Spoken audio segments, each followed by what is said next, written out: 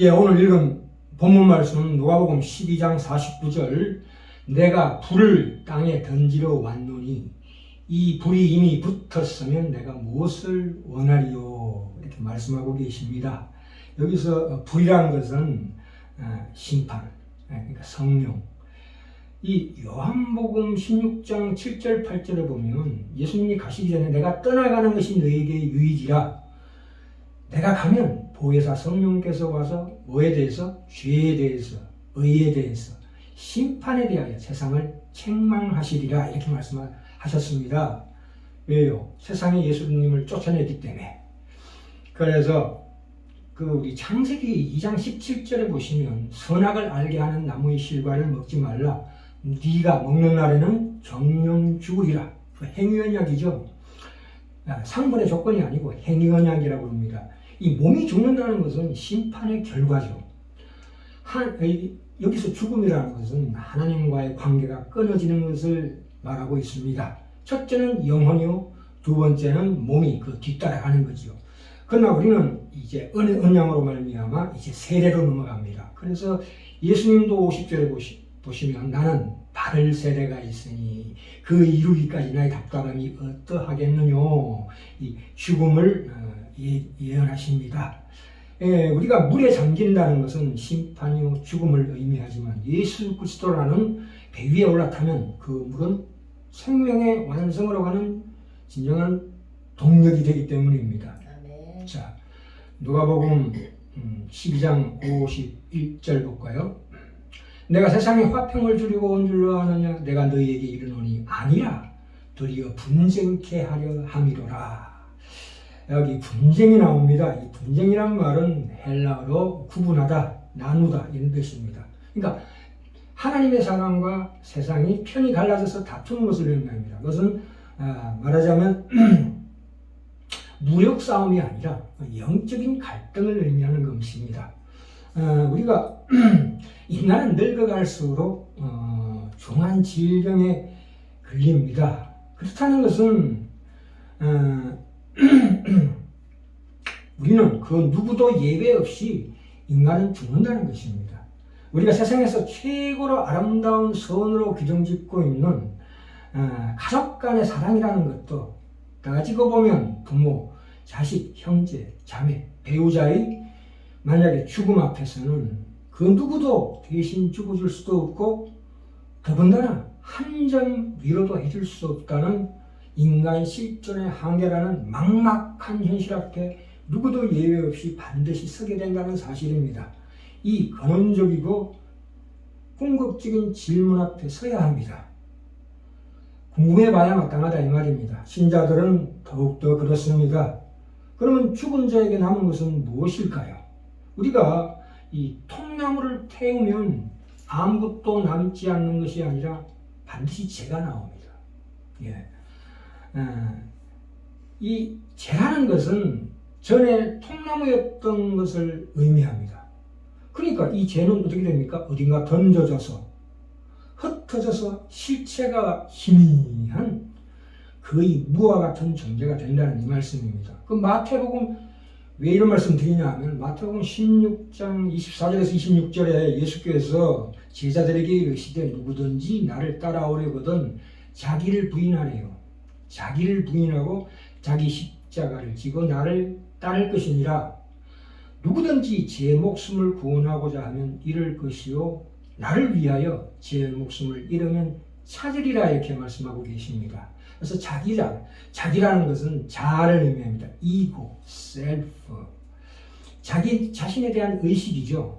내가 나라고 생각하는 것이 진정 나인가 하는, 그러니까 눈에 보이는 대상의 세계와 분명히 구별된 자기 인식입니다.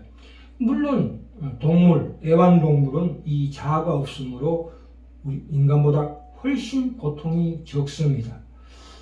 우리가 이 자아라는 이게 사실은 감옥이거든요. 그게 지옥의 본색이라 이 말입니다. 그렇다면은 우리가 죽고 나면 이 자아 속에 갇혀서 결코 누구와도 소통할 수 없다. 물론 하나님과도 소통할 수 없고 아무것도 소통할 수 없습니다. 그렇다고 죽지도 않고 결코 벗어날 수 없는 것. 이 무슨 얘기입니까?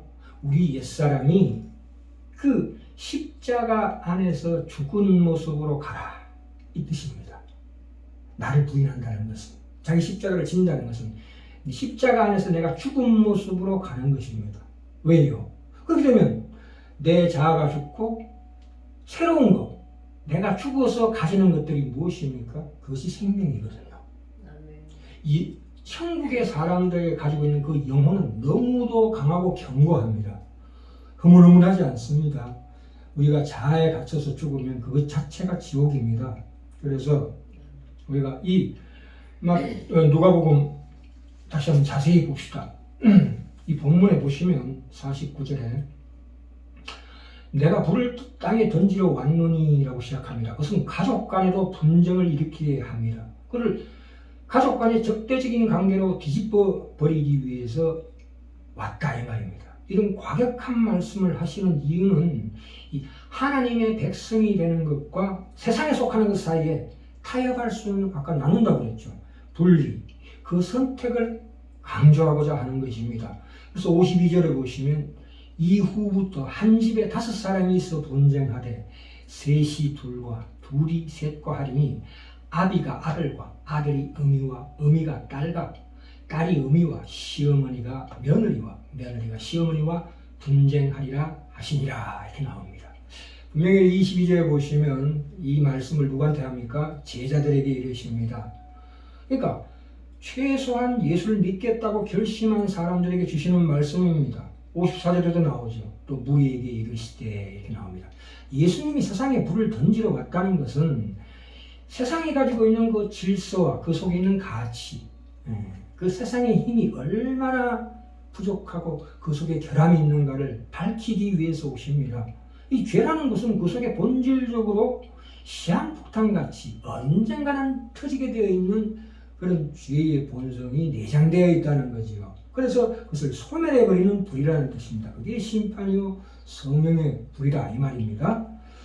우리가 세상에서 가장 든든하고 가장 가까운 관계라는 부부관계, 부모와 자식관계, 이 세상에서 가장 깊고 단단한 관계임에도 불구하고 사실은 별게 아니라는 것을 우리가 살아가면서 체험하게 됩니다. 살면서 얼마든지 봅니다. 나의 욕심을 위하여 가장 그 소중한 것들을 희생시킬 수 있다는 것을 우리가 역사에서도 분명히 증언하고 있습니다. 예수님이 거기에 불을 지르러 오십니다. 그래서 우리가 이런 것들을 잘 주의 깊게 생각해야 합니다.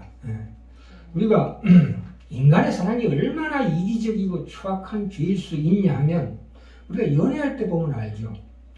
상대방을 사랑한다는 것은 그 상대방 속에 투영된 나 자신을 사랑하는 것이랍니다. 말이 되지요.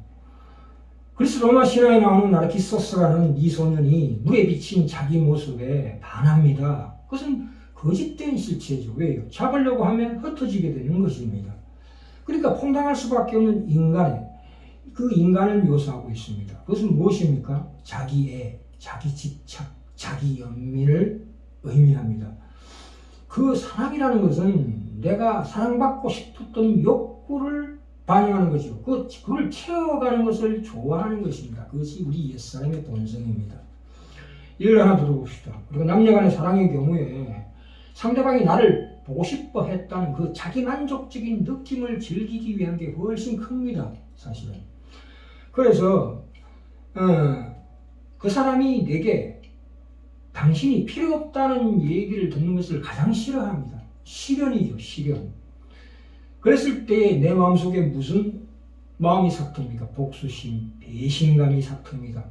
그래서 상대방이 내 발밑에서 죽기를 바랍니다. 그렇게 추악한 죄의 본성이 드러나게 되죠. 그 고귀한 사랑이라는 것 속에도 이런 놀라운 죄의 습성이 남아있다는 거지요. 누가복음 14장 26절에 가시면 무릇 내게 오는 자가 자기 부모와 처자와 형제와 자매와 더욱이 자기 목숨까지 미워하지 않으면 능히 내 제자가 되지 못하고 라고 말씀하고 계십니다. 신약에서는 이 가족이라는 것이 새롭게 정의될 수밖에 없습니다. 그러니까 천국에서 가족은 근본적으로 변화가 됩니다. 예수님은 이제 이 말씀을 하시면서 새로운 세상에서 새로운 사랑의 우선순위를 두십니다. 첫째로 예수님, 하나님을 두고 그 다음에 가족을 배치하게 하십니다. 이렇게 변화되는 것만이 진실로 가장 깊게 다른 사람을 사랑할 수 있는 유일한 방법이라고 말씀하고 계십니다. 우리가 계속해서 한번 볼까요? 누가복음 14장 14장으로 넘어갑시다. 14장 넘어갔으니까 26절에 25절에 보시면 허다한 무리가 함께 갈새 예수께서 돌이키사 이르시되 무릇 내게 오는 자가 자기 부모와 처자와 형제와 자매와 및 자기 목숨까지 미워하지 않으면 능히 나의 제자가 되지 못하고 누구든지 자기 십자가를 지고 나를 쫓지 않는 자도 능히 나의 제자가 되지 못하리라 이렇게 말씀하시고 난 다음에 여기서 여기 분명히 미워하라는 얘기는 심리적으로 미워하라는 얘기 아닙니다. 이것은 우리가 그 성경에 기록된 문자를 문자대로 바라보시면 안 됩니다. 문자대로 해석해서 가족을 버리는 것은 옳지 않습니다. 그렇죠? 그것은 이단들이 하는 짓입니다. 왜냐하면 이 성경 말씀은 예수 안에서 그 하나님이 살아계심을 직접 체험한 우리 신앙의 선배들의 증거이거든요. 실제적인 하나님의 실제성을 얘기하고 있습니다.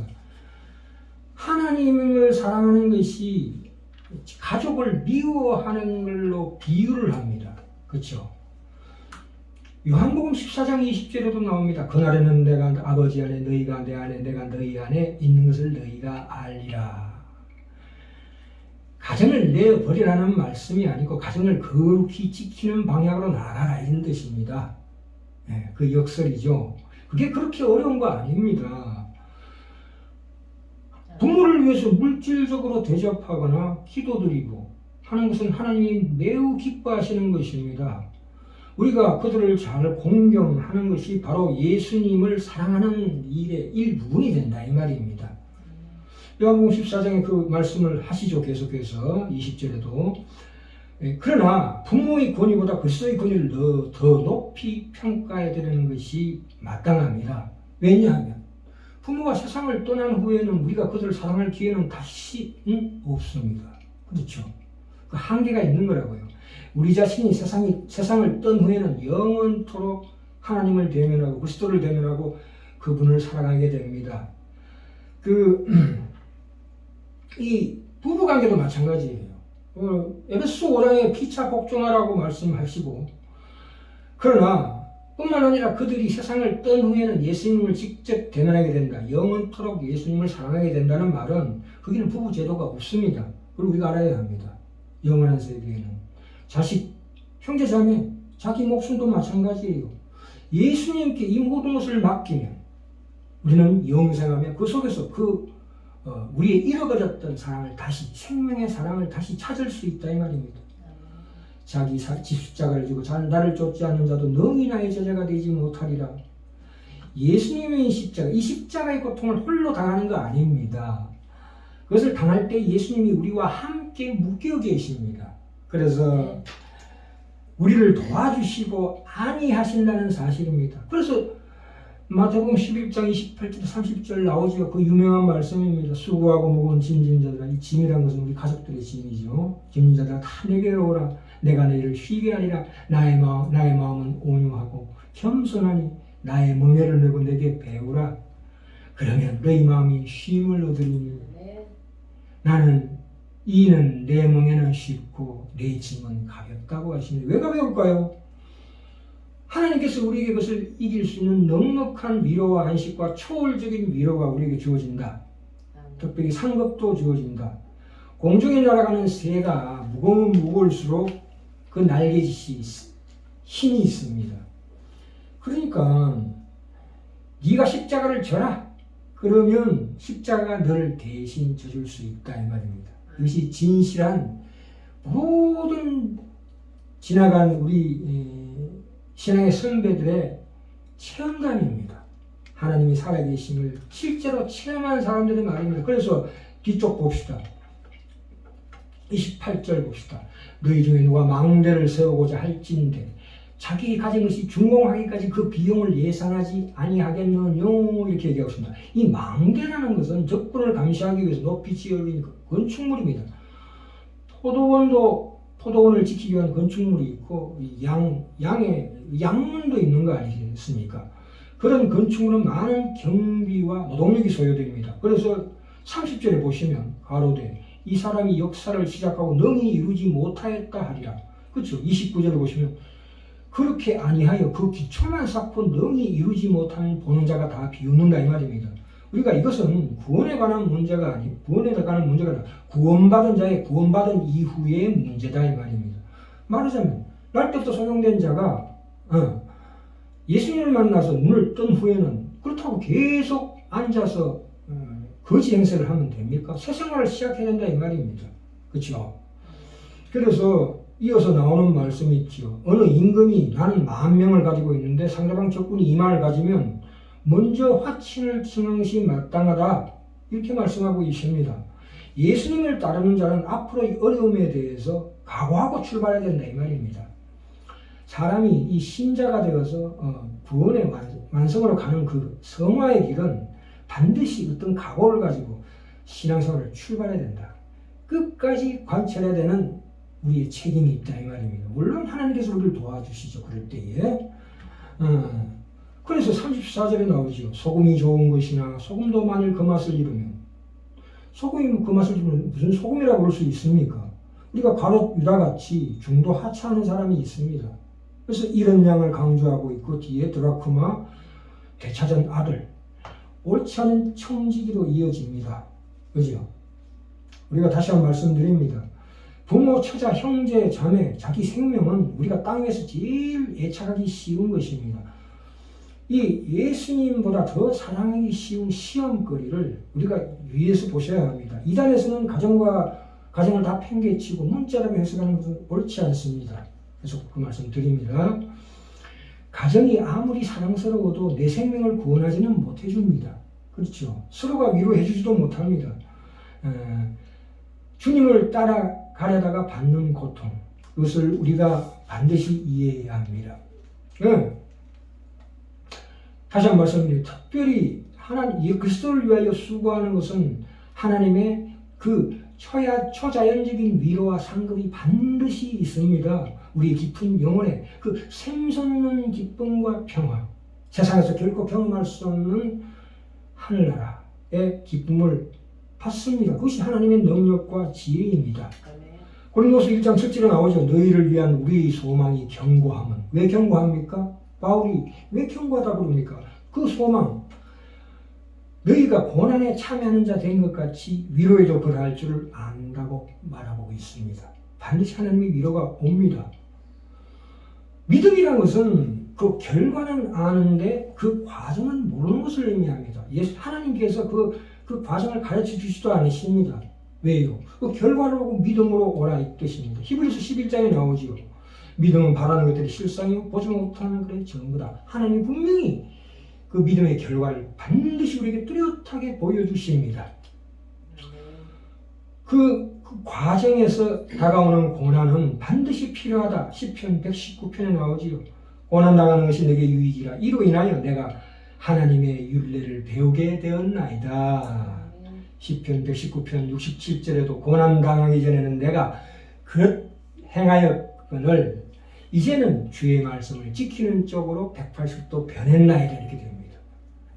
골로새서 1장 24절에도 내가 이제 너희를 위하여 받는 괴로움을 더욱 기뻐하고 그리스도의 남은 고난을 그의 몸된 교회를 위하여 나의 육체에 채우노라. 바울의 그 깊은 말씀입니다. 빌립보서 1장 29절에 그리스도를 위하여 너희에게 은혜를 주신 것은 다만 그를 믿을 뿐만 아니라 또한 그를 위하여 고난도 받게 하심이라. 예수 그리스도의 십자가에 동참하는 자의 그 기쁨을 얘기하고 있습니다. 자, 여기서 마태복음 10장으로 가볼까요? 마태복음 10장에도 죄송합니다. 분명히 나와 있습니다. 34절에 내가 세상에 화평을 주러 온 줄로 생각지 말라. 화평이 아니오 검을 주러 왔노라. 여기에서 검을 주러 왔다는 것은 무력을 가리키는 게 아닙니다. 싸움을 비유하는 것이 아니고 그것이 혈육의 싸움이 아니고 결국은 신령한 싸움이다. 거룩한 영적인 갈등에서 오는 것이다 이 말입니다. 우리가 부모를 존경하고 자녀를 사랑하는 마음과 하나님께서 십자가 안에서 우리가 만나시고 그의 자녀로 삼으신 것과 비교하면 그 혈연의 관계가 이것을 대신할 수가 없다. 그것은 미움이라고 표현할 수밖에 없는 것이다. 비교에서도 그렇고 사실도 그렇다 이 말입니다. 하나님의 사랑이 크다는 얘기이지 가족을 미워하는 얘기가 아닙니다. 예. 마태복음 10장 16절부터 23절에도 나오지요. 사람들을 상가라고 부릅니다. 인간을 사랑하는 것이 우리 책임이지만 인간을 의지하는 것은 그릇된 것이다. 그것이 가족이라 할지라도. 인간을 의뢰하는 것은 사랑이 아니고 그건 착취입니다. 아까 말씀드렸죠.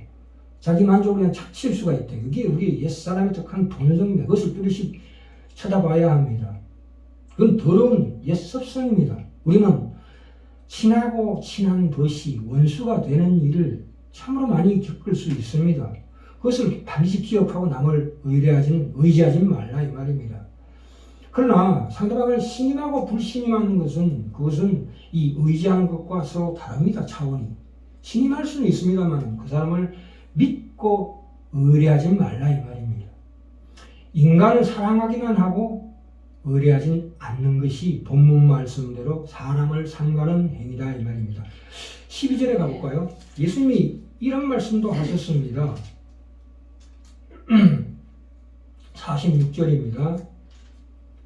46절부터 50절까지 12장 마태복음 예수께서 무리에게 말씀하실 때 그 모친과 동생들이 예수께 말하려고 밖에 섰더니 한 사람이 예수께 여짜오되 보소서 당신의 모친과 동생들이 당신께 말하려고 밖에 섰나이다 하니 말하던 사람에게 대답하여 가라사대 누가 내 모친이며 내 동생들이냐 하시고 손을 내밀어 그의 제자들을 가리키어 가라사대 나의 모친과 나의 동생들을 보라. 밑에 그 대답이 나옵니다. 50절에 누구든지 하늘에 계신 내 아버지 뜻대로 하는 자가 내 형제요 자매요 모친이니라 하시니라. 이 영적인 깊은 참을 우리가 반드시 깨닫고 실행해야 될 그 속에 들어가야지만이 나의 가족들이 더욱더 소중해지고 그를 위해서 희생할 수 있다 이 말입니다. 내 이웃을 사랑하라는 것이 대강령 아닙니까? 그렇게 되려면 하나님 안에 들어가야 예수 안에 포함돼 내 나를 부인하고 십자가를 질 때야 비로소 그토록 사랑하는 나의 가족을 위해서 내 몸을 던질 수 있다 이 말입니다. 그런 인간의 기가 막힌 자 이제 결론 갑니다. 우리가 이 주님은 평화를 주러 오셨습니다. 분명히 이 땅에. 그러나 그 평화라는 것은 하나님과의 평화입니다. 사람 사이의 평화가 아닙니다. 전쟁을 없애고 미움을 없애는 평화를 주러 오신 것이 아니라 우리를 하나님과 화목하게 하러 오셨습니다. 이로 인해서 우리는 드디어 사람 사이에 싸움이 생기게 됩니다. 그러니까 자기를 위하여 사는 것과 하나님을 위하여 사는 자로서의 대치관계를 하나님이 드디어 예수님이 오셔서 만들어내시는 것입니다. 평화는 하나님과 우리의 관계에 두어야지 세상에 두지 않습니다. 평화는. 죄송합니다.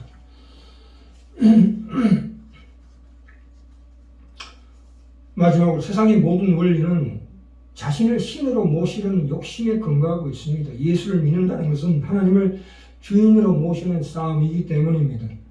고린도서 4장 10절부터 12절에 나오죠. 우리가 항상 예수 죽인 것을 몸에 짊어지는 예수의 생명도 우리 몸에 나타나게 하려 하심이라. 이 자기 십자가를 지고 자기를 부인해라, 자기를 미워해라는 것은 하나님께서 우리를 만나시는데 십자가라는 방법밖에 없다 이 말입니다. 십자가는 뭡니까? 예수의 죽음은 예수의 죽음이 아니고 우리 죽음 아닙니까? 무엇에 대한 죽음입니까? 결국 죄에 대한 죽음입니다. 죄는 무엇입니까? 자신을 위하여 사는 것입니다. 고린도후서 4장에서 얘기하고 있는 이 말씀은 십자가의 죽음 모습으로 가는 것입니다. 우리가 가진 것, 그 생명에 속한 모든 거룩한 것들은 우리가 죽어서 가지게 된 것이다. 그것과 비교해서 이 가족들은 그것을 대신해 줄 수가 없다. 가족 간의 사랑이. 그것은 미움일 수밖에 없다는 비유입니다. 네, 여기까지 하겠습니다.